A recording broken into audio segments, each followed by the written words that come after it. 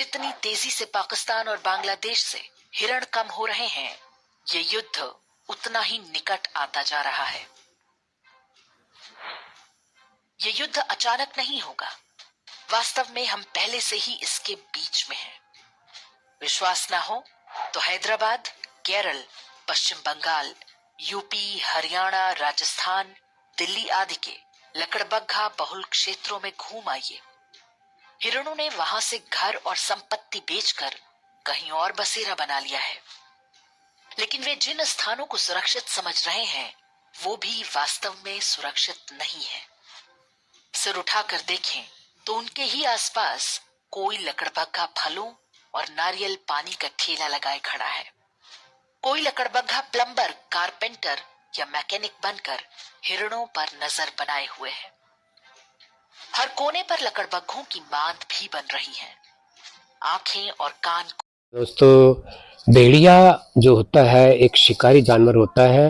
वो शिकार करके ही दूसरों को नोचता है, दूसरों को खाता है, या शिकार करे हुए शिकार को ही मतलब वो ग्रहण करता है या खुद भी शिकार करता है। लेकिन हिरण एक शाकाहारी जीव है, अपना प्रकृति में घास खाकर प्रोटीन पैदा करता है।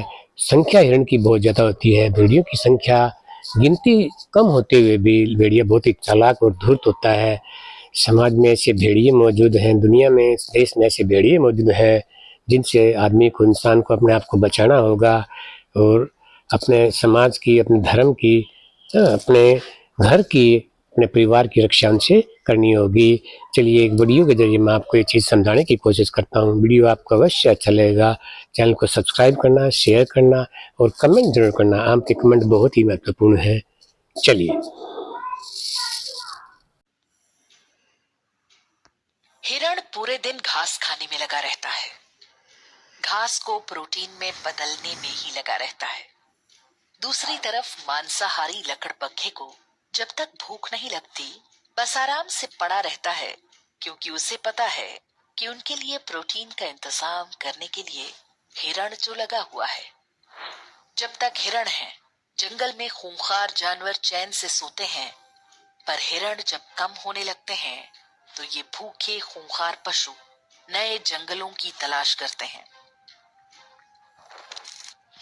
हमारे पूर्वजों ने भी बड़ी मेहनत से सोना, चांदी, रत्न, ज्ञान, विज्ञान इकट्ठा किया था। क्या हुआ? बाहर से कुछ लकड़बग्घे आए और सब कुछ सफाचट कर गए। आज हम ऐतिहासिक पर्यटन के नाम पर उसी विध्वंस के अवशेष देखने जाते हैं। अफगानिस्तान लिया, पाकिस्तान लिया, बांग्लादेश लिया, कश्मीर लिया, केरल और बंगाल भी लगभग जा ही चुके हैं।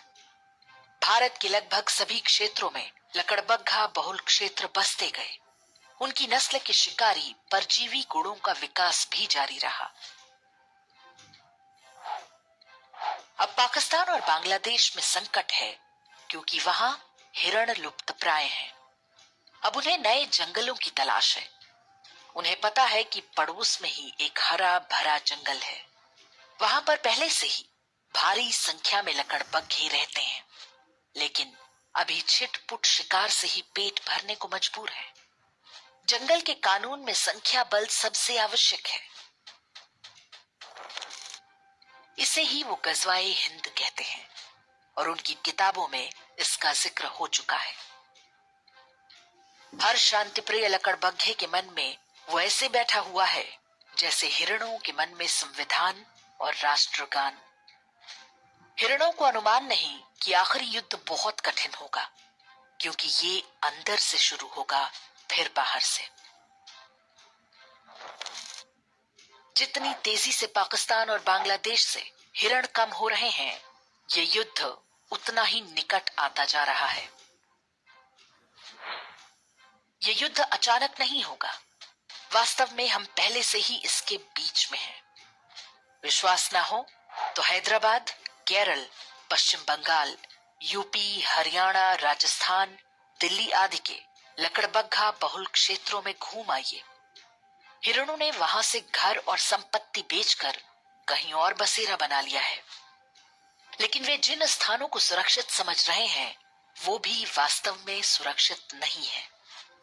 सिर उठाकर देखें तो उनके ही आसपास कोई लकड़बग्घा फलों और नारियल पानी का ठेला लगाए खड़ा है। कोई लकड़बग्घा प्लम्बर, कारपेंटर या मैकेनिक बनकर हिरणों पर नजर बनाए हुए है। हर कोने पर लकड़बग्घों की मांद भी बन रही है। आंखें और कान खोलेंगे तो सब कुछ दिखेगा। आप खूब संपत्ति बनाएं, अपने बच्चों को अच्छी से अच्छी शिक्षा दें ताकि वे अच्छी नौकरी या व्यापार कर सकें। लेकिन ध्यान रखना होगा कि आप भी हिरण तो नहीं बनते जा रहे। जिसकी संख्या होगी वही ये युद्ध जीतेगा। महंगाई करो ना रोकर, यदि आप 1 या 2 बच्चे तक सिमट गए तो निश्चित मानिए कि जिस घास को आप प्रोटीन बना रहे हैं वो किसी न किसी लकड़बग्घे के काम आएगा।